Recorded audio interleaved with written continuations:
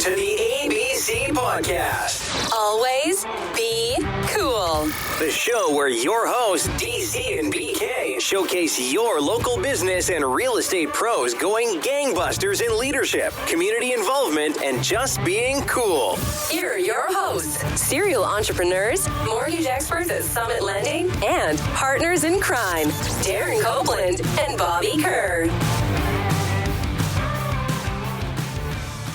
All right, everybody, it's the Always Be Cool podcast, hanging out with your hosts, Bobby Kerr, Darren Copeland. Hello, everyone. We've got a really, really cool guest today, somebody we're very excited about, founder of Goatnet, longtime executive of Major League Baseball, Mr. Dinn Mann. All right, everyone, here we go. Co-founder of Players Holdings and CEO of Goatnet.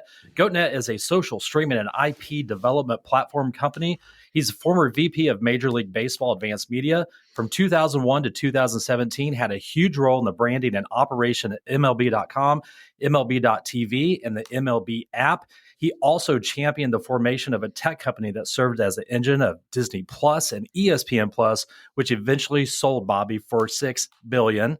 Also, with a B, his grandfather, this is crazy, created the world's first climate-controlled stadium. You might have heard of it. It's called the Astrodome down in Houston. Yep.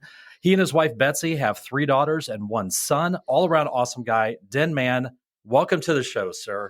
Hi. All right. Oh, well, that's the applause is a little bit ridiculous, but I appreciate it. You know, it's always, I don't get that when I come home. But I'm going to tell everybody, you know, let's just watch the intro to that podcast. And let's see if we can all get on board. Have Betsy read your bio. Yes, absolutely. Yeah, man. That'll be your walk-up music every time you get back to the house. For sure. I think my walk-up music is a Stone Temple Pilots. It's the beginning of a song by Stone Temple Pilots called Cracker Man. So that would be the walk-up music, but the ovation, you know, that follows is something I'm still searching for. Love the STP reference at the start of the show. So we were joking, you know, before we started recording today that, you know, we asked you to give us a little bit of background and a form to fill out to help DC and I put together the show.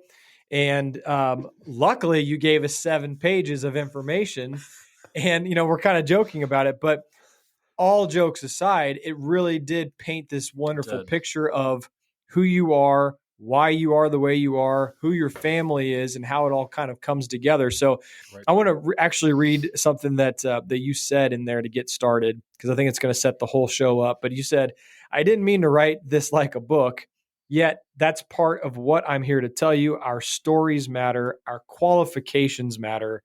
How we tick matters. And where we can go together is limitless if the course is charted and navigated with strength. You know, that really resonated with me, obviously enough to put in the beginning of the show notes, but maybe just talk a little bit to get us started, why you even said that, why your story matters, and why qualifications matter. I think it's going to set up the rest of the show. I appreciate that a lot. It was, you know, this whole thing I feel like I was born to do what I'm doing now. And I think we all need to realize, what is it we were born to do? What is the purpose? What is that beacon in our life? And how can we impact others? How can we make the world a better place than was presented to us in the first place? And so what I wrote that really for was that a message to myself that, you know, you don't need to be shy about what you've achieved and where you've been. And while it takes a village, it also requires teamwork. It requires someone being a champion within that village.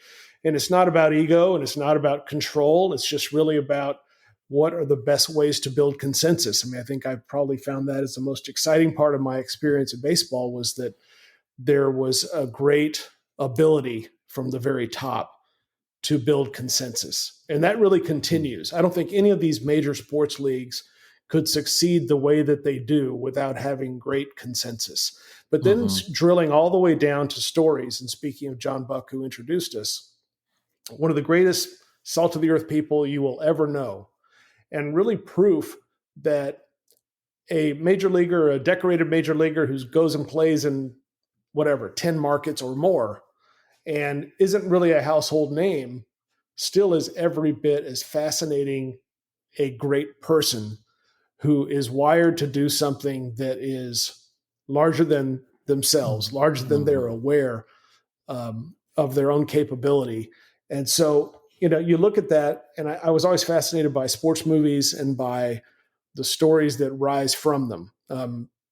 I've got, whether the most obvious example is somebody like Jackie Robinson, who had a movie called 42, and it was a great movie, very well done. But even Jackie back in the day played himself in a movie. And so there was a self-awareness that somebody like that had. But then you go to a movie like The Blind Side, which they may have taken liberties in the way they told the story and how they went about it. And Michael Orr was not particularly thrilled with the finished product. But the reality was he had an amazing story, and his story was a movie. It deserved to be a movie. It was something that would inspire others. And so as I looked at what we were constructing at Goatnet, it was really about this notion of greatness, people in the pursuit of greatness, what the story is about how they defined greatness and how they achieved it, but how others can recognize that their own story and their own quest to become as great as they can possibly be deserves to be monitored, guided. Monitor is the wrong word, not in a big brother kind of a way. It sort of deserves to have support. It deserves to have the platform. You guys are on a great platform that hosts your podcast. And that is a great achievement by somebody. Somebody came up with this Riverside.fm and said, we're going to build this thing and we're going to have these people on it. And by God, we're going to make it happen. Mm-hmm. So as I look at people and I think the holes that I generally see in stories, in content, is that they're written kind of in a cookie cutter way. And it becomes it becomes the obvious isn't really dealt with, like the how and the why. And I think finding that and building the network with the capability of pinging people with inquiries that make it easier for them to hold their hand and like tell their story in a way that's going to resonate, whether your story is a movie, whether your story is a business idea, whether your story is a relationship, they all factor in. They're all chapters, they're all sentences, they're all paragraphs in what your journey means to the world. And, technology is here that allows us to live in something called the metaverse and put aside, crypto and the things that people freak out about in that category. There's still now this wonderful capability of making it more elegant for people to construct their story. And the more they realize that what you're doing in real time and living out your life is constructing a story, then you have the power to take that story and do something amazing with it. I don't care whether it's just right in y'all's backyard. It's the guys who created Chicken and Pickle. And it's phenomenal, right? I drive by this thing. I'm like, oh my God, this used to be the middle of nowhere. What is Chicken and Pickle? Is it just a Chick-fil-A that's open on Sundays, or is it something more? And then I noticed it was something a lot more. And it made me so curious. I've just always had this appetite to learn more about, wow, how did that person make that happen? And then I looked in the mirror. So in writing that thing that you're talking about, I looked in the mirror. It's like, okay, how did I make happen what I've achieved to date, and what else do I want to do? So I find the world it's just a fantastic, miraculous, and extraordinary place, and more people need to just realize that and realize they have a role in it and a way to make it better. And the great thing is, as we were thumbing through this nice booklet that you had sent over to us for the show today, the one thing that stuck out to me, Dinn, is you said that owning your story is paramount. It's paramount, right? So tell our listeners, why is that so important to own your own story? In two ways. One, ownership is something that I think people aren't as aware, they get taken advantage of, whether you're a writer or whether you're an editor, whether you're a producer, that ownership literally is paramount, that you've got a story and you literally have a chance to benefit from that in how you share it with the world. And if you're on a lot of platforms these days, somebody else is benefiting from your story. They're benefiting from the fact that you have these awesome takes about what happened in the basketball game last night, or what's happening in in your kids' amateur sports world, or what's happening in your community. And so understanding that what you're creating has value is important. So there's the literal sense of that, where you can benefit from it. You're creating something, so you might as well benefit from it. And if you back in the day, you're a little kid, you made a great batch of lemonade, and you went outside and sold cups for 5 cents. You didn't apologize for the fact you're charging 5 cents for the cup of lemonade. So I think people need to apply that to, what am I putting out in the world, and what's the benefit that I am getting from that?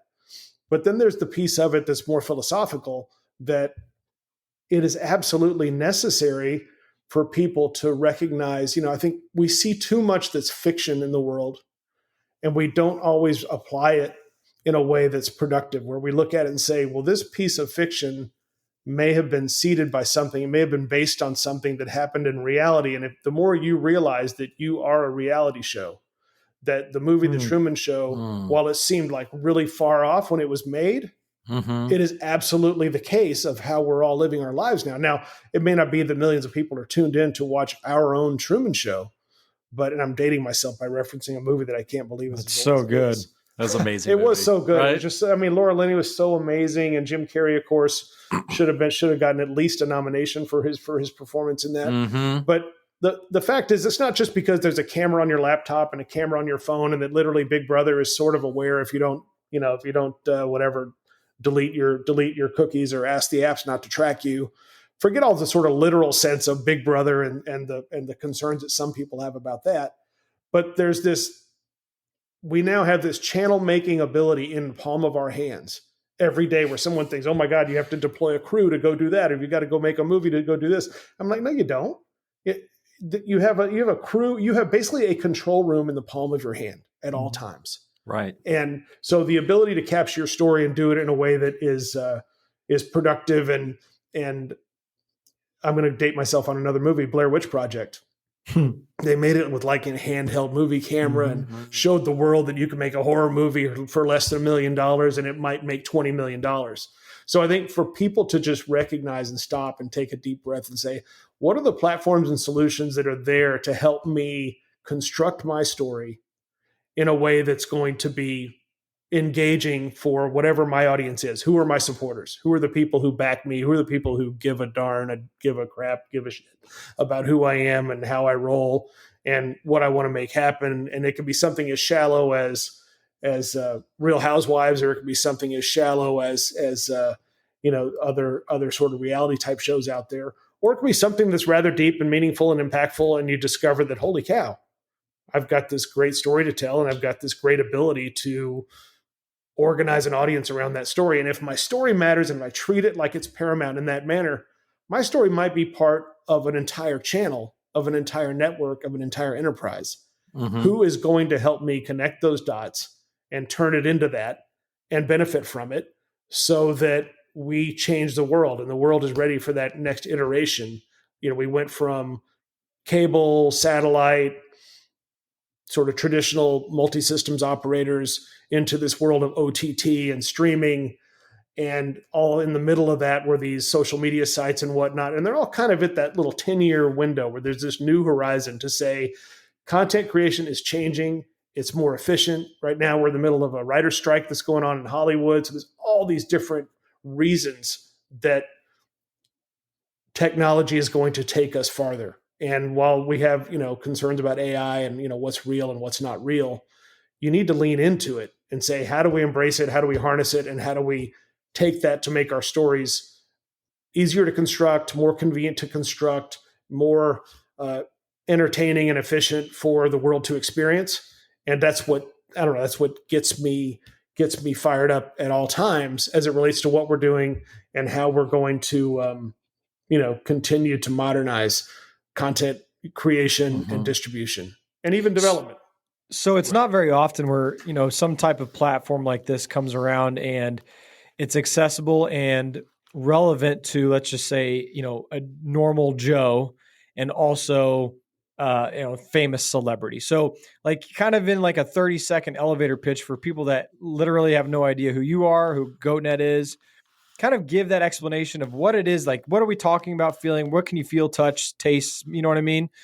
Yeah, I appreciate that. I mean, we're in this alpha mode on Goatnet, and it's about the greatest of all time network. And in my mind, what is the greatest of all time network? What should that look like? And what it should look like to me is it should always be evolving. It should always be attempting to improve and make it easier, a better process for people to get on it and to back creations. So as I look at what we do and how we do it, the elevator pitch really is we're organizing communities and the people in those communities around ideas that they have and content that they want to produce. And I'll take it to the simplest level, that we all have profiles across, tens of sites. We're on these websites with profiles, maybe a profile for a team that I played for, a profile for a school that I attended, a profile for a job that I had. And there's not really one that serves as your command post. So your command post in the interactive media world, to me, does not exist. And we're creating this command post for people to begin to share their story and construct their story and share with people who they are, whether it's a young athlete who's on his or her way up, whether it's a person who is already in the spotlight, or whether it's a person carving out their legacy. But through community, we're organizing people so that they can share their stories, so that they can build up a profile, and so they can be part of a database where they can learn from and experience others who are in that journey as well, and who might be helpful to one another in making exciting things happen. So that's essentially what we are. And we start out by focusing on people in sports because it's in my wheelhouse. My granddad built the Astrodome. I saw how it started with sports and it was able to attract all these other amazing different things. We applied that same model back at MLB when we were hosting, website for baseball and streaming media for baseball. And then we looked at other possibilities, starting with minor league baseball, doing something different there, building more in the way of content around people in the entertainment space and in the sports space. And I see the same type of thing happening now with aggregating influence of people who have something to say and have a story to tell, that it starts with your profile. And we call a profile a credential, because a credential to me is something that's very relatable to all of us. We've all gone to events. We've had to have a credential. It entitles us to go into certain places and to rub elbows with certain people. And, we keep moving on down the road based on the credential that we have in that moment. So really, I looked at the landscape of amateur sports and saw that these kids all have these profiles on these sites. And sure, for a minute, it's important for a college recruiter to kind of see that, oh, I'm a good athlete, I can play ball. But it doesn't feel very much like an ESPN college game day type of an environment where the kid really can maybe strut their stuff and promote who they are and get a little bit of coaching and maybe get interviewed on a Zoom that looks a lot like this. So through things like AIs, we start to understand more about a box score and how a kid did in a game. The kid can get asked a question as if they're part of a press conference. Mm-hmm. So there's a reason to be on it while you're a kid who's on their way up trying to get discovered. And there's a reason to be on it while you're a guy like John Buck, who was a Major League Baseball player who played in the All-Star game and who hit, triple-digit home runs. And yet his favorite moment of being a ball player had nothing to do with being on the field. It was going over to the Middle East and talking to a bunch of soldiers, people who put themselves in harm's way for the country. And it gave him perspective, and he had this story to share. John Buck, again, talk about him again. He lost a brother. His brother lost a brother to suicide. And so John is a person who cares deeply about humanity. And so it's about telling his story and the things he's involved in and helping him. He invented, lizard skins, for crying out loud, which is the wrapping on a baseball bat. And it's like, this guy was like recognizing that name, image, and likeness pre-existed before anybody came up with an acronym and applied it only to college athletes. So it's about organizing community around these people who have these ideas. And John's a great example. So he's on the platform, and soon John's credential will help him promote the fact that he's involved in this opportunity we have related to members of the military playing sports, not only against each other and with each other, but also playing with recently retired athletes and other retired athletes who want to rub elbows with them, but create opportunities for those veterans in that space. So it's an entire enterprise that launches just because John Buck had a great idea. And he's connected to these other people who also share in the idea. So we bring the community together. So there's the young athlete trying to get discovered. They become a part of this ecosystem. They don't have to graduate from that ecosystem, because then they become a business person. They become a college student. They become an entrepreneur. They become whatever it is that they're aspiring to do and to be great at. And then there's the legacy people like my dad who passed away. He died, and I'm sitting here trying to write an obituary for a thing called a newspaper that, barely anybody gets anymore. Right. It's a really fast trip from the driveway to the recycling bin, if you still get one, and most people don't. But I'm sitting here trying to write a clunky obituary on a website that was, not even as elegant as what, you guys had this form to fill out before I came on your show. It was like, that was more elegant than like writing an obituary in a newspaper. So there had to be a solution also for people to say, you know what, I want my dad, or even just the ghost of my dad and the people who were, following on in the family tree, to be able to experience the stories that he had and the life that he had and the lessons from that life. So we really are a platform that's designed for people in their pursuit of greatness, whether it's in their pursuit of greatness at a young age, to while they're in that spotlight, to when they're in that legacy time, to have the story preserved and honored, and for there to be a methodology where they can benefit from that, or their family can benefit from that, because somehow their story rose up and was important as important as It's a Wonderful Life. And it can be, now it's the new source work for how movies get made, how TV shows get made, how businesses get launched. And people should benefit more directly from that. And that's really what we're about. So constantly identifying solutions and subcontractors and partners who can plug into us and to help make that the case. Hallelujah. I don't really look at hardly anybody as a competitor. I actually look at an awful lot of them as solutions. I don't want to go make avatars of people. I'll use a great app. What's the best app to make an avatar of somebody so we can make it convenient for people, maybe get them a discount so their avatar can appear on our platform. That's really awesome. And talk about stories, Dinn. Like, I don't want to forget about bringing this up because, like, you're like one of us, man. We could sit here all day and talk like really cool stuff. But the one thing that I really wanted to go back a little bit, man, and ask you about is the story of your grandfather. Like, that is such an epic story. Would you mind taking a minute or two and just sharing, and we Googled your grandfather. And, we saw some of the things that he did, but tell the listeners a little bit about him. He was larger than life, and he was my hero in so many ways. And he was my hero at a time after he had done most of the amazing things he accomplished. And that part is, it may be more boring to convey that I'm the little kid pushing him around in a wheelchair, and he borrows from a legendary quote that taught me the difference between motion and progress. If I'm like sort of wheeling him around in a way that like wasn't effective and getting him from point A to point B the way he wanted to, simple little sidebars like that. And I remember watching Brian's Song with him. It was a movie on TV in the 1970s, and I saw my grandfather cry, and that was like, wow, I'm seeing the mayor and the county judge and the creator of the Astrodome and the owner of Ringling Bros Circus and the majority stockholder of Mattel. I'm seeing him cry while he's watching this movie. And it still moves me, very deeply to think about that. But my granddad was a guy, the thing that's not talked about enough was his role and his recognition that the world was an unjust place and that many people are, quote, no damn good.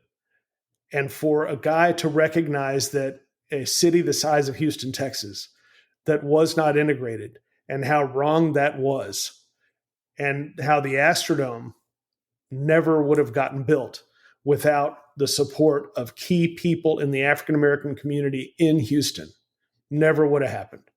And my granddad before that was taking down signs that said white only with no authorization to do so, taking them down in town.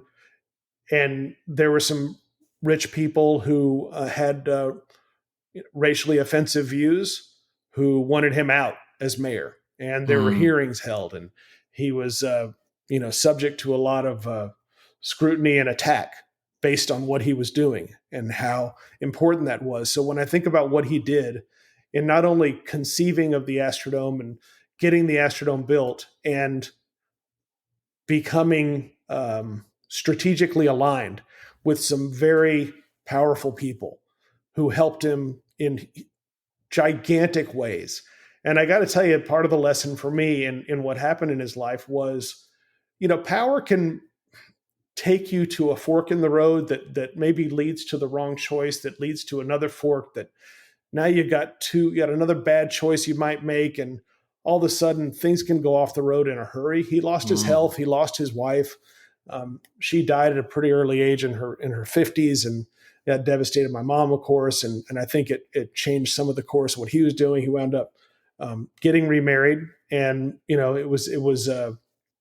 and my step grandmother was great. She was great to me, and I loved her, but she wasn't his first wife. She wasn't the mother of his children.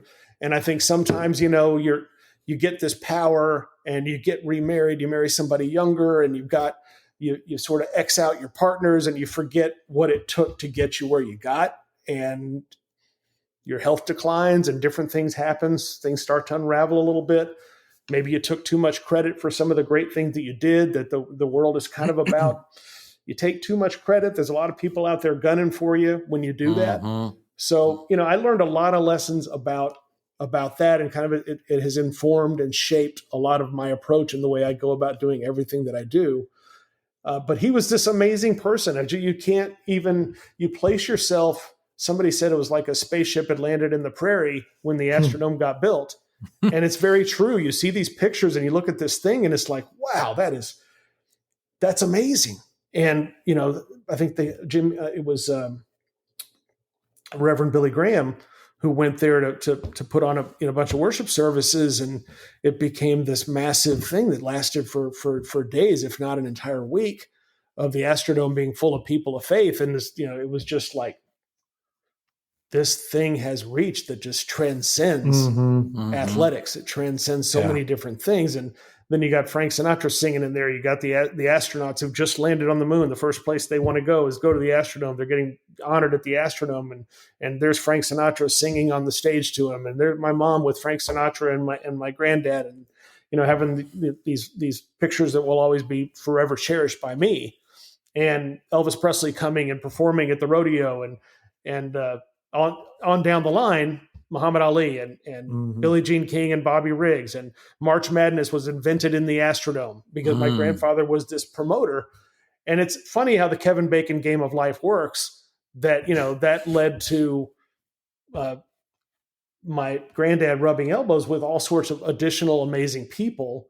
And to this day, there's still like always, there's an Eddie Einhorn out there in the world. And now, God bless his soul, in heaven with my granddad. But Eddie Einhorn was a person who was a wrestling promoter and a television promoter and producer and a huge baseball fan, and went on to become a part owner of the White Sox. But he and my granddad met in the context of that first UCLA University of Houston basketball game featuring Kareem Abdul-Jabbar, Lou Alcindor at the time, playing against the University of Houston, and Elvin Hayes being on that team. And so March Madness was born in the place that my granddad built. And that was like, wow, this is where March became Madness, was Eddie's line. And so the Dome and everything my granddad did to work toward making that happen, it was him at his best. And as I think about what would a story about the Astrodome be, I don't want to bore people to death and make it like a provincial thing about my hometown where I was born. I would rather make it about America in the 1950s, 60s, and 70s, and show.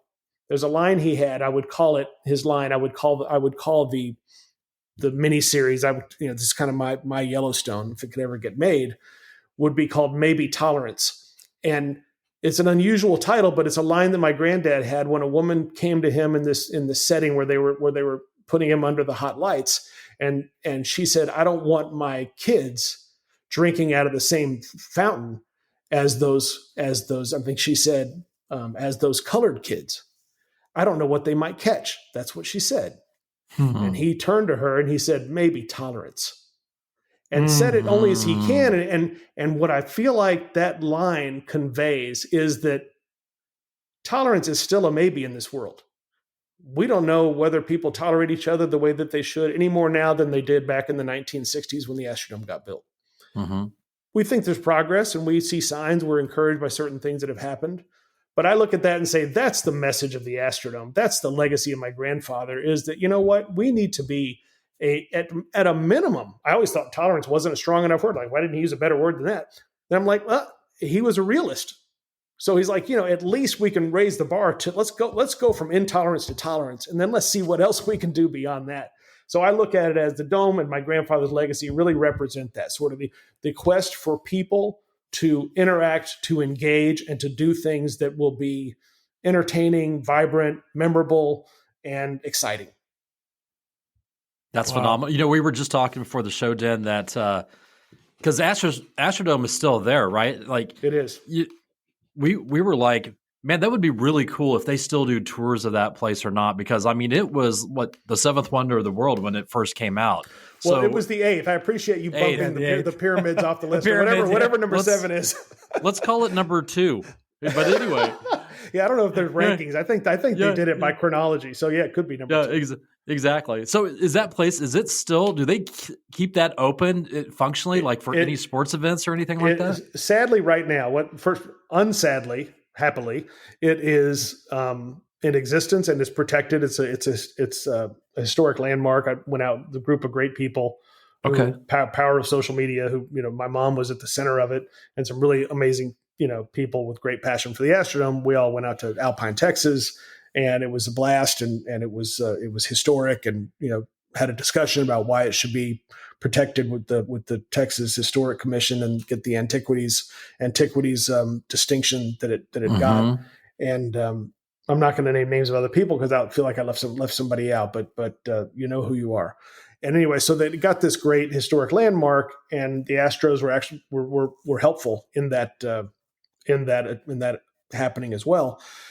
But it's now like storage for the rodeo. But I will tell you that when the Chiefs had their draft, and frankly, long before that, when the NFL draft just happened in Kansas City, and I'm looking at it and I'm saying, and I thought this before, but this really crystallized it. I was like, look at Union Station. That was a place that, it didn't matter to anybody. I mean, I was there in the 1990s. Just 20 years ago, 25 years ago, nobody cared about it. They didn't care. And it was a magnificent structure. And thank God it was still there for them to do something with it. Right. And then I had a conversation at the Super Bowl. My name drop in this thing will be spending time with Jerry Jones at the Super Bowl, where, he wouldn't let go of my arm. And I was so glad that I'm sitting there with Jerry Jones and he's talking about, the Cowboys and some things they can do for next year and whatnot. And he mentioned, he knew who I am. Well, he knew who my grandfather was because a friend of mine had said, hey, by the way, that's blah, blah, blah. I sent over a bottle of wine and my friend did all this stuff, and Chris Olson's his name. And Jerry knew who I was told that, my background in Texas. And he said, come here, I really want to talk to that young man. We talked, spent some time. Being called a young man, by the way, is wonderful for me. Right. That's epic. So anyway, I go and do that. But he says to me, shares the story of when he was a teenager at Arkansas, a freshman, and the dome was going up in mid 1960s, 64, about before it opened in 65, that he saw it for the first time, went inside that place. And when he saw that, he realized that no dream was too big. So that was just I got goosebumps and I just felt like, okay, that's pretty awesome, but hang on, because then he also followed it with a dig saying you could fit whatever 4 Astrodomes inside of AT&T Stadium. And and it was a fun dig, and I appreciated the spirit of it, and I said he's right. And Houston should be a little more than just motivated by that now you have the amazing stadium that's been built in Los Angeles, and what happens at that place, and how beautiful SoFi Stadium is, and the innovation that's gone on. So I still feel like all of them are offspring of the Astrodome. And in fact, I don't just have to pretend that's the case. That is the case. That is the case. Absolutely. Right. So they're all part of the family tree of the dome itself. But I believe the dome will be part of a much more magnificent complex that happens right on the land where it sits today, because the Houston Texans built a stadium. They built it kind of quickly. It's really nice, but it's not SoFi Stadium. It's not it's not Jerry World. It's not. It's good. Does get some very marquee events. Final Four was just there. The College National Championship's coming there next year. So people are like, okay, if it ain't broke, don't fix it, or if it ain't whatever problematic, don't reimagine it. But competition does a funny thing to people, and as Nashville just rolled out their plan for their amazing football stadium, things progress, and my grandfather would want that to progress. He wouldn't want you to just sit there and hug it like a tree and say, "Don't you dare chop this down." He would look at it and say, "This can be the gateway to other really remarkable architectural development that can happen in that complex." To really put that flag in the plan and say, "Look, we were first. This is what it looks like, and let's do it in an economically smart way." So it's a development project that envisions a better home for the Texans. The dome itself and the bones of the dome and the look and feel of the dome itself are preserved, but it becomes this amazing pre and post game and tailgating and smaller venue for concerts and events and some other hospitality and things that can happen there, but in a commercially viable way. So, that's how it's a marriage between past and future. I mean, that's exactly what we're talking about, what's possible. Right. Actually, I'm glad when you mentioned Jerry speaking to you, and he said that's when he realized that no dream was too big. I actually wrote down a quote when I was doing some research, and this is from one of the judge, your grandfather, one of the judge's admirers, fabled judge named Leon Jaworski, who was a special prosecutor for the Watergate scandal. And he said, quote, "The judge, your grandfather, was a dreamer up to a certain point, but his dreams were not idle dreams. They were dreams that had substance, and Houston and Texas owe Roy much gratitude." So I thought that was really, really cool. That ties in perfectly with what Jerry was saying. Look, I appreciate that. And there were a lot of historic figures who I don't know, I was blessed to at least encounter. And that quote is very true about, when you have a love for a place and a love for people and the ability to translate that into productive activity and galvanizing a community to make exciting things happen. It should be more how people are wired. I think we get a lot of sort of interference and noise in our lives, and we don't have enough beacons like that. And I really believe it sort of circles all the way back to why I'm doing what I'm doing. It's like, my grandfather had a story. His story was that his dad was killed in an accident, and he could have been somebody who just kind of shriveled up and didn't dream, but he was wired in a way to dream. He was wired in a way to ask questions. He was wired in a way to compete. He had a domineering mother, and he was an only child who had lost his dad as a teenager. And he went on to the University of Houston Law School, and he looked at Houston and thought, why not Houston? Why not Houston? There was he wanted it to be a major league city, and it was very important to him. And to have it become that, it was also very important to the business partners that he had, who were, just incredibly driven as well on that same cause. And they saw how smart he was and what a go-getter he was. And we're like, okay, we need someone to be a front person with our group and help us make this happen. It was Bob Smith, and it was Mr. Cullinan and Mr. Kirksey and many others, and Edwin Meese in the HBCU community and others who believed the same thing. But that sort of that example of, right, how do these people in the community find each other to go do this amazing thing and get this fantastic result? And why doesn't that happen more? So the why doesn't it happen more is sort of what drives me the most, that you got all these really productive and smart people who we do our quips and we have our smart comments and we do things and we hope we get some likes on it and yada, yada. But at the end of the day, are we connecting dots together to go do something really cool? Just the way you two, I don't know how you guys know each other or how you created this podcast, but we just two people who came together last week. You just met, right? Last week at a bar. So, but you came together somehow, right? And, right. And you teamed up to make this happen. And it was, I don't know. I get frustrated about rock bands that break up too early. I'm like, right. Why couldn't they make it work? Is that another Stone Temple Pilot reference? So we have a lot of great guests on this show, athletes, entrepreneurs, super great people like yourself. And it always comes down to, we talk about mentors. And you had an amazing mentor in your grandfather, because he was a man that literally wasn't big on boundaries, right? He had these huge ideas. So clearly you have taken some of the things that he instilled in you as a young boy, because you've done some really awesome stuff, with the companies and Major League Baseball. And what you're doing right now is, so cutting edge, that the average person has no idea about all this stuff that exists. So do you give your grandfather a lot of credit as far as just being young and having no boundaries and just being what is possible out there? Oh, absolutely. I mean, I still just would like to fill half of one of his shoes. And, it's pretty, it's kind of daunting, when you have that as a mentor. You had the privilege of someone who did all these things, but it goes on down the line, right? I mean, you pay it forward, and my granddad was a mentor, and then my parents were mentors, and my brother wasn't really a mentor, but he showed me how not to do certain things, I think. and then you find them everywhere you go. I did a 10-year tour of duty in newspapers. And before I really got to Major League Baseball, I went and did the things that we accomplished together as a group. And what I did at newspapers, I wound up leaving a lot of them very quickly, because it was like, man, the ceiling is low at this place, and the attitude is really negative, and the money is really challenging. and so that's a great way to put it. It was just like, how do I go make this better? How do I make it better? And I realized I was sort of living this vagabond sort of assistant college coach type of experience where, okay, I got to go latch onto that program and try to see how we can do there.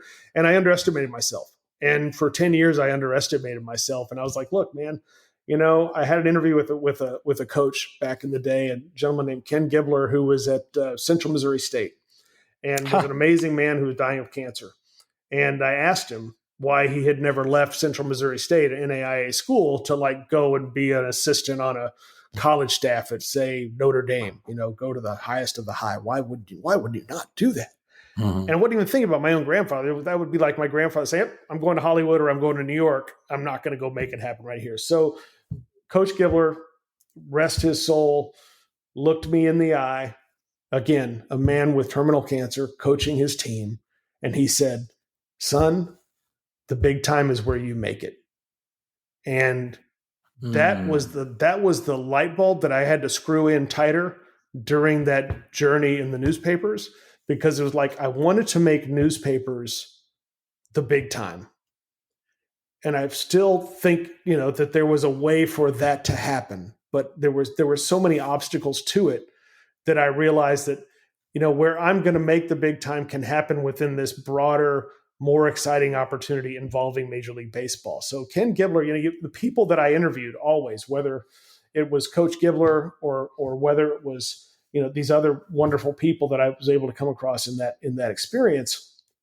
Marty Schottenheimer was another one. Marty was just a great person who talked about having bright lines, have bright lines, and, make decisions about bright lines. Don't get too caught up in the blur. You're just going to have to decide. You got to be decisive. And so it was really, fascinating to learn from all these different folks that you get to experience, and even get to experience kind of indirectly, whether it was Michael Johnson winning gold medals in the Olympics back when I was in Atlanta, or whether it was, coach like Norm Stewart at Mizzou, who a lot of people were afraid of him and intimidated by him, or sort of maybe even misrepresented him because he'd say things that were off the cuff. And you got to recognize, where is somebody from? Where do they come from? And how are they wired? And if you're going to have super thin skin about what they have to say, and maybe they said something really, really stupid just in a couple of random occasions, but that's not a death sentence. Right. Cancel culture has been around for a long time, folks, right. And it's like this, but you look at people and try to extract, okay, what is the thing they bring to the party that has that great merit that you can gravitate to and borrow from and sort of pull into the way you approach it. So I think there's a collective role model opportunity that we all have, and the people, with whom we get the pleasure of spending time. And so always take a look at how can I pull that in, make that happen. By the way, I'm the least impressive of the guests you've ever had. And I looked at that list. I'm like, man, these guys are racking them up. And I'm just anyway, I'm tickled to be on and for you to act like I matter. Oh, no, man, we appreciate it. We're just super thankful for John Buck, and our association with him is some middle-aged guys, and we go down and do Royals fantasy camp. So when you were talking about telling stories, I'm instantly going, well, would anyone be interested in a bunch of middle-aged guys going to Royals fantasy camps all the time? But they're really good stories, right? So I'll tell you the stuff you experience there, that it's so you think about how do you package that, right? And how do you determine what is the viable community around that idea? And now we're at a time and place and a day and age where you can basically absolutely develop a pilot around fantasy camps, but fantasy camps across the whole landscape, and say, why can't there be more of these? And when they happen, part of the beauty of why they're so good probably is that there aren't a bunch of cameras rolling, so the stories are even a little bit better. Correct. However, Absolutely. if you go in a way like Hard Knocks and you do it, eyes wide open and kind of with a real smart vision around it, there's certainly a brand looking for a new idea to say, boy, if I could have some product placement within that story, that would be really cool. And now it matters to the community of people who are going and participating in the camp. It matters to the athletes who all go back and participate in that camp. And it matters to the fans of the team, of the players who are going back into that realm. And it matters to the people who are associated with the businesses that those athletes are now engaged in. So, it's kind of a perfect storm that we're in, where it's like we've got this really exciting blank canvas to go and float ideas of that kind. Is one of the first things we're doing is asking people to float their goat when we bring them onto the platform. Is like, what's your great idea? What is it that you'd like to see happen that isn't currently being made? And you start with a content strategy, and then let it go from there, because ancillary revenues can be everything from a show becoming a series to becoming an entire channel to become part of something that's an offline phenomenon like the Savannah Bananas. Right. Great stuff happens. Great stuff gets produced. People go leverage it. They make it happen. They bet on themselves. And, that's that's kind of what's the whole point. Fantasy camps are great ideas. Great idea to go get behind the scenes. And it's always a success. That's our next gig. Yeah. So what I'd like to do is I've got to do a shout out. I've got to shout out Dina Wathen. Yes. So Dina, who has helped put on those fantasy camps for decades, is joining our group, and she's a part of our team, and she is just a wonderful person, and I'm so delighted to have her with us. So here's a funny story for you. Dina and her dad, John Wathen, former catcher and first baseman, DH, and outfielder and manager of the Royals, they were our very first guests on this show. Oh, that's so cool. Real. Yeah, so full circle. Yep. They're really good friends of ours. So we're actually looking at a picture of them. So we have a picture of everyone that's been on the podcast. They're literally right across on the other wall here. Yep. Oh, that's so good. I mean, look, she's so wonderful, and she's a story in her, in and of herself. Everything she's been through and everything she represents, and she's an athlete herself, and I made an avatar of her, and she was like, "Oh wow, my kids say this doesn't really look like me, but this is kind of superhero me." I said, "It looks a lot like you." But yeah, she's fabulous. She is. We literally were just talking about her 20 minutes before the show started today. So really quick, I want to give a shout out. You dropped somebody from Central Missouri State. I'm two degrees from that school. So love Warrensburg. But also the tie with you and Houston is obviously we've had two owners of the Houston Astros with your grandfather and current owner, Jim Crane, both, Jim Crane's he's from Central Missouri State also. He's a mule. So, he's a mule, baby. So that's a really, really cool tie in there. So as we're talking, I love this. You're such an idea guy, right? It's big picture. It's how can we change the world? How can we tell stories and make an impact? And I think the perfect storm of your time with MLB and creating MLB.TV and the infancy of like the streaming services for live sports and tying in, and the tentacles go far and wide between all these different sports networks and sports franchises and leagues. So maybe talk a little bit about MLB Advanced Media and kind of how you came to be and becoming this, trailblazer for what became known, obviously, as, like Darren said in the intro, Disney Plus, ESPN Plus. And I think that's going to really shape people's idea of what it is that we're talking about here and what your ultimate goal is. So maybe just talk about your time there for a little bit and everything that you guys were able to accomplish.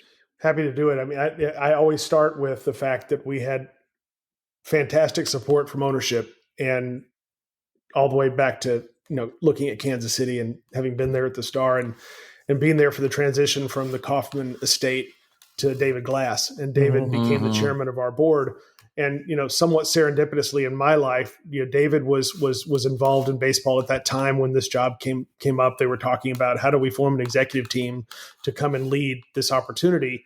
And I got a call at my desk right there in Kansas City of someone, I don't even know if they were thinking of me as a candidate. There was a gentleman named Harry Summerdike back at Spencer Stewart, a search firm, and a woman named Liz from McKinsey.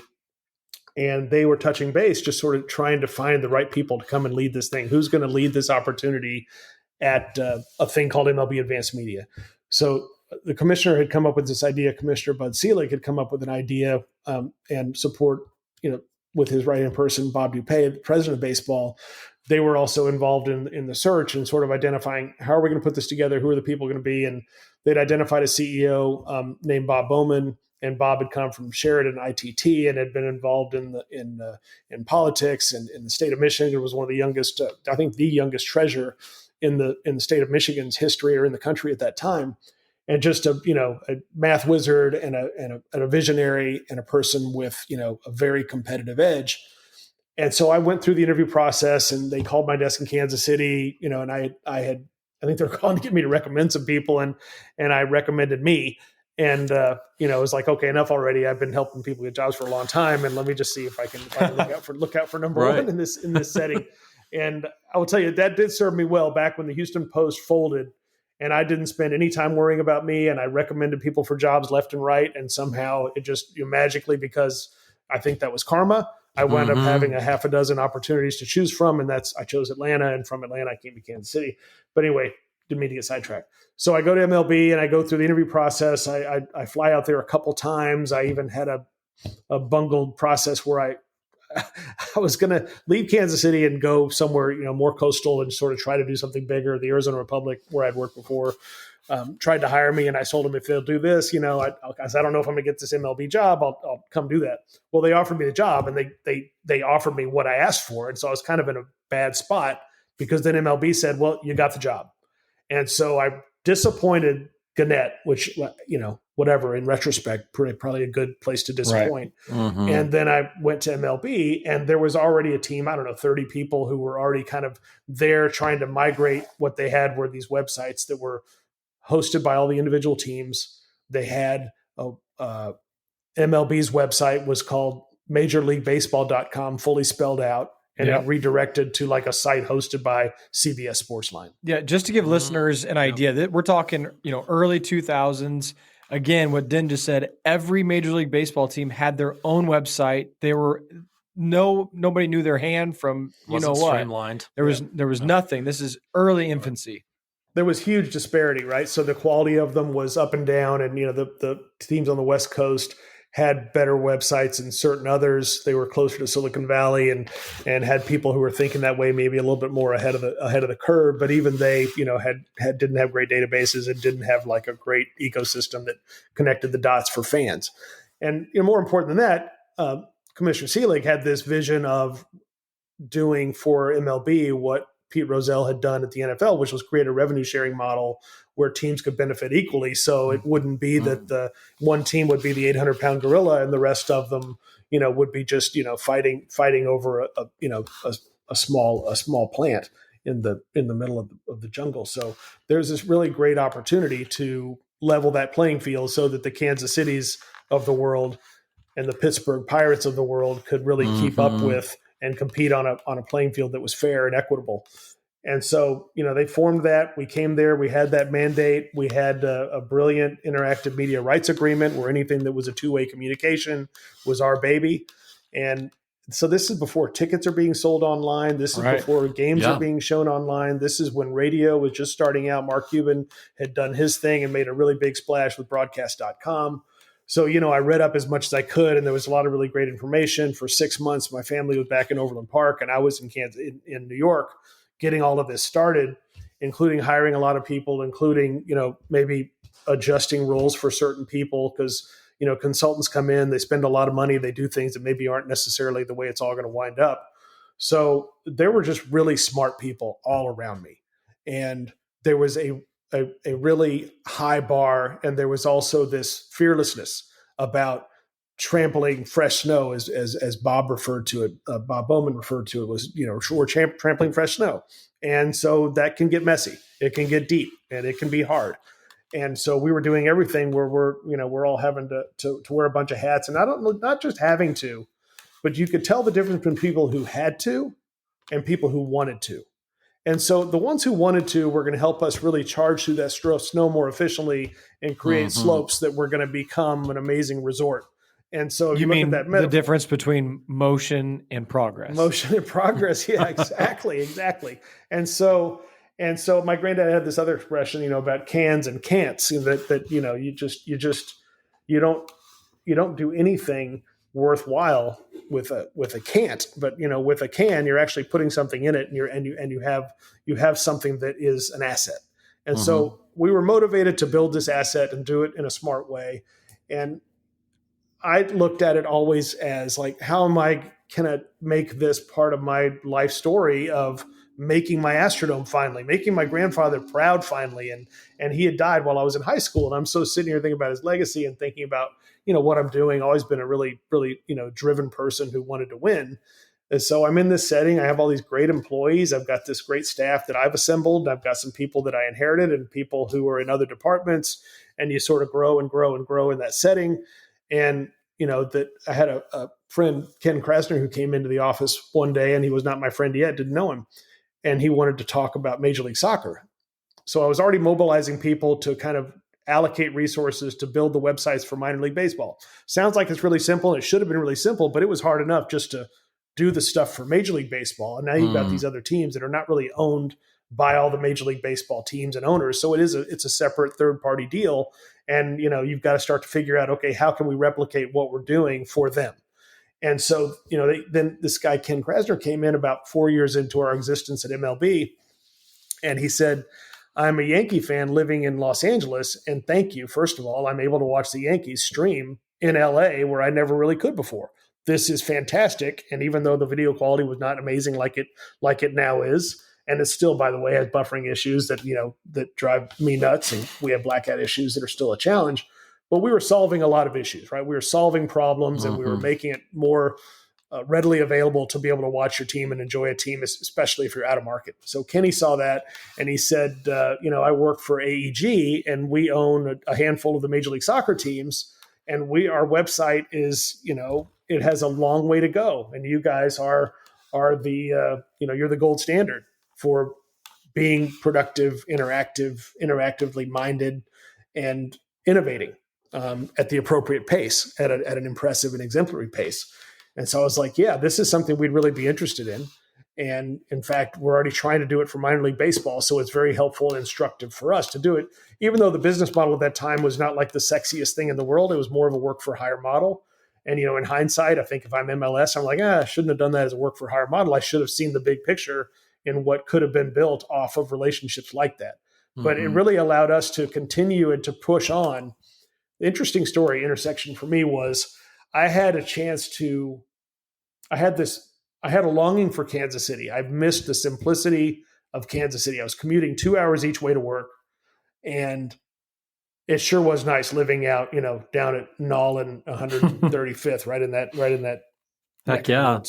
And so that was where I lived, and I built another house there. And I was like, you know what? I've made some good money here. This is really good. I can run the content operation from Kansas City. It'll work out well. I got a lot of remote employees anyway. So I was going to come back and do it from there. Then we had a couple things happen. Major league owners, there was a contemplation to take MLB Advanced Media public, and it really was a long shot that was going to occur. And it was pretty clear to me that wasn't going to happen. My son was born, so we had a fourth child, a wonderful surprise. Named him Roy, first boy, and 3 daughters, Annabeth, Holly, and Caroline. And so Betsy and I are like, well, so now we're at this intersection where, let's see, this isn't going public, so there's not like that amazing, crazy upside. Still, really attractive place to work. And then there's also this other opportunities coming along. People were recruiting a couple of us to consider leaving baseball. But baseball made me an offer that I, couldn't refuse, didn't refuse, wasn't going to refuse. And I was like, well, I can't move to Kansas City now. Now I've got a chance to take this business that we were building and to really turn it into something that could have this potential exit and asset creation and formation that would be like profoundly valuable. I mean, and it really led to, so I sold the house in Kansas City that I never moved into, that was down in Overland Park, and stayed here. Son was born. The house wasn't really built in a way that was going to accommodate a fourth kid as well as I thought it could anyway. And so we're like, okay, we'll stay there. We stayed here and built. And I had one little health scare in the middle of all of that back in 2011, had pancreatitis in the hospital for 16 days, 12 days with no food. And I made some life changes at that time to lose about 40 or 50 pounds and have kept it off ever since. And it was just like all of this stuff happening at this time when like, wow, we're growing. We're having these wonderful experiences. I'm getting to make a movie where Will Ferrell is playing for 10 teams in one day at spring training. That's right. And it was a blast. It was it just reminded me of everything that like kind of the Astrodome was about. You had celebrity and entertainment intersecting with baseball, and man, cat's pajamas. I'm talking to the people at Funny or Die. I'm talking to HBO. We wind up doing a deal with HBO Max and hosting Game of Thrones and making it available for over-the-top media because it's growing like gangbusters, and we're doing streaming for WWE and streaming for all sorts of other properties. We even experimented along the way with a lot of entertainment acts and just saw how many backseat drivers there were in that business, and how complicated it was to make money in that space. But we tried to develop, different streaming of concerts and whatnot, and did some things for people in the entertainment space, like Tom Petty and the Heartbreakers and Guns N' Roses and some other, pretty renowned acts. And, you learn a lot as you do it. But we built up a great business that was able to host the streaming for Disney Plus and ESPN Plus and HBO Max and NHL Network. And so Disney and ESPN came along, and they needed that. Internally, their technology departments were, too focused, I think, really just on the primary task at hand. And it was a classic kind of buy versus build decision that Disney could make, where they didn't want to just be dependent on the old school way of making money. They needed to be able to get people content in a direct consumer avenue that would help inspire confidence from shareholders and the public about where they were headed in their future. So in many ways, my Astrodome involved a lot of people, just like it did with my granddad. And I was not going to be a person who stuck my neck out and said, "Oh, this is my baby. I did all of this. I'm the king of the world, and I'm at the front of the ship," because we all know what happens when you're a king of the world at the front of the ship. The ship goes down. It goes down. Yeah. Yeah. So I have an approach of that's not sort of short term greedy in the way that I go about what I'm trying to achieve, and you don't want to make career limiting moves. So I had a blast at MLB. We did some amazing things, and we did it basically off the influence of baseball and its teams. And I was prepared to move forward there and, do something different, do something new, and to propose something along the lines of where I'm going now and where I've been going, which is around the influence of all the people in sports and the power of the connectedness that they have and their willingness and excitement to promote venture and to promote ideas. That is very similar to what we did back at MLB, where we promoted this business that became BAMTech. We promoted it through the power of Major League Baseball and its clubs. And so, my next idea was really to do something more around the influence of the collective people in the industry, whether it was baseball and or all sports, and go build something really smart based on that influence that could move the needle again and create another exitable opportunity that could be in a category that you hope and pray is as exciting as what we did back at MLB. And I feel great about that. And MLB at the time was going through a transition, and things were occurring where it was new people who were running the show. Rob Manfred, I think, is doing a really great job as a steward of the game. I think that they're certainly things that they can be proud of. They're innovating, and they're making it happen, and they're doing great numbers across the board. Still a lot of very dear friends who are there trying to make those things happen. But I understand that they didn't want to keep going in this direction of maybe entrepreneurism. Maybe that's the wrong way to put it, because I think they still make a lot of exciting investments, or at least they kick the tires on a lot of things and act on them in many ways. But it was, my contract was up. Didn't get renewed. I had a opportunity to go build this thing of my own and to connect with an awful lot of people who were excited about that and who understand the story of what we did before. And they really like the blueprint, the game plan of what we're doing. So I'm excited. I'm still a big fan of everything that happens over at MLB. And many of the people who work there now worked either alongside me or for me or with me. And I root for them all the time. But, now it's a whole new game. But life is long, life is long. Yep. and I'm having a blast. That's awesome, man. Well, it just seems like you're so happy and you've tapped into your passion, and it's just, you always hear this, it's not a job. Like, you really love what you do, and it shows. Absolutely. Yeah. I appreciate that. Look, you're so blessed to have a role, and if you can create roles for people, if you can create opportunities for people, that's rewarding too. So look, you can only hope to someday be a role model like my grandfather was for me. And, right. Whether it's spoken or whether it's not spoken, and you can have an influence on somebody with the way you carry yourself and the way you make things happen and the energy you bring to a room, that, you can either bring poison or you can bring energy, and there's not a whole lot in between. So, I would agree. Yep. Well, I appreciate it. I this means a lot. You guys you're doing terrific work, I think, to extract stuff from people. So I appreciate your absolutely. Well, we were sitting around about a year ago, and we really didn't know what we were doing because we own some other businesses together, and we're just like, hey, you know what? Let's do a podcast.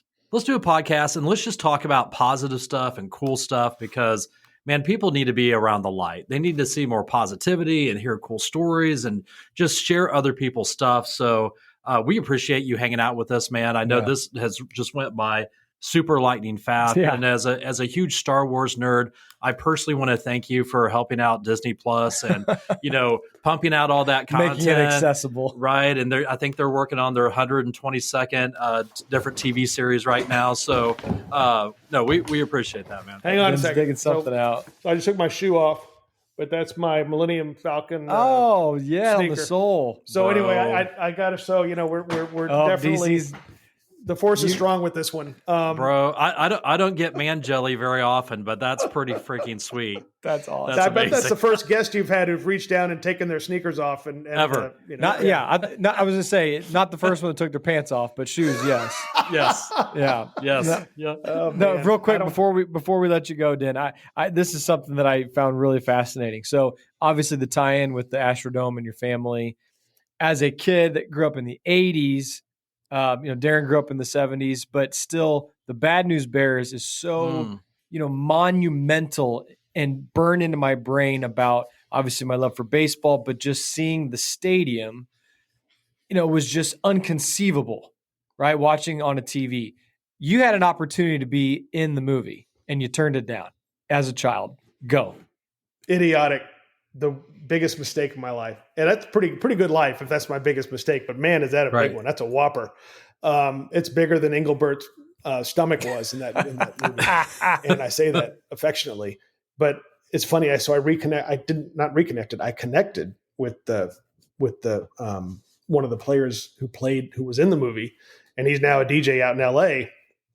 And he played Muhammad Abdul Rahim. He's a DJ out in LA. We're like friends on Facebook now, and it reconnected through a buddy at MLB, Greg Clayman, and that we just sort of met each other that way. But I had a chance because of friends in LA. I lived in Beverly Hills and was a classmate of Jana Hauser. So not only Dina Wathan, a great friend, but Jana Hauser is a lifelong friend because her dad was Dick Hauser and I was Judge Hoffein's grandson, and we're both at elementary school in California. So anyway, I'm friends with all these people from Hollywood who are all around me who go to this school. And so because of that, the original Bad News Bears, which was not the one where they went to the Dome, but by the way, I have that poster right next to an original Star Wars poster, and I'm not going to walk my laptop over there because all of this stuff would come unplugged. Sure. But the Bad News Bears were filming, and they asked my brother and I and assorted other people in our little league if we wanted to go be extras or play for some of the other teams and whatnot. And we were just too stupid and too cool. So always be cool maybe is a mistake, because if you read cool the wrong way, if you look at it the wrong way, you're like, I'm too cool to do that. I'm all chill and I got my own thing going on. It's like, nah, you got to listen. You got to have your antenna up. And it's why I go by this moose out front handle on Twitter, because the moose out front should have told you is kind of this mantra where, like, if you should have told somebody something, make sure you tell them. And so I should have told myself, hey, you got a chance to be in that movie? You idiot. You missed out on being in the Bad News Bears. I mean, you fool. So anyway, that was really foolish, and it was a great opportunity. But my brother and I did get to suggest which Astros players would be in the dugout when they had the game in the Astrodome in the sequel, Bad News Bears training. So because of my brother and I, we have this arm's length connection to Bob Watson being in that dugout and saying, let the kids play, which led to the chant, let them play, let them play, let them play, by the actor, Mr. Devaney. So I wasn't in it, and you hate to use the word regret, but regrets, I have a few. And there's the Sinatra. Yeah, there you go. Top of the list. I heard that there. That's awesome. Well, wow. Well, Dinn, thank you so much for your time, man. It's been a pleasure. And we're going to make sure everybody checks you out on Twitter at Moose Out Front. On LinkedIn, you can find him at Dinn, Dinn Man. And man, intellectual property pioneer, steward of the game of baseball. Great storyteller. Yeah. Just awesome. Yeah. Great job, Dinn. Thank you so much for hanging out with us, bro. I appreciate the love, you guys. Great job. Let's stay in touch, and I'll be back in your area sometime in the next month or so. So awesome. Hit us up. Let's go grab dinner or something. Okay. All right, guys. So this has been the Always Be Cool podcast. with your hosts, Bobby Kerr, Darren Copeland. Today's special guest, Dinn Mann. Be sure to subscribe and leave a 5-star review wherever you listen to your podcasts. Find us on Instagram, Facebook, and YouTube at Always Be Cool Podcast. Everybody, always be cool. Take care. If you are hearing this message, you've listened to the entire episode. And for that, Darren and Bobby thank you from the bottom of their hearts. They hope you enjoyed this new episode. And if you did, please leave them a review on Apple Podcasts, Spotify, or wherever else you're listening. Please share this episode with others who may be interested in our community. Also, feel free to let DC and BK know which business or community leaders you'd like to see covered in future episodes. Get in touch in the comments or on social media. See you next time for a new episode. And remember, always be cool. This podcast is powered by Summit Lending, NMLS number 1850081, Equal Housing Lender.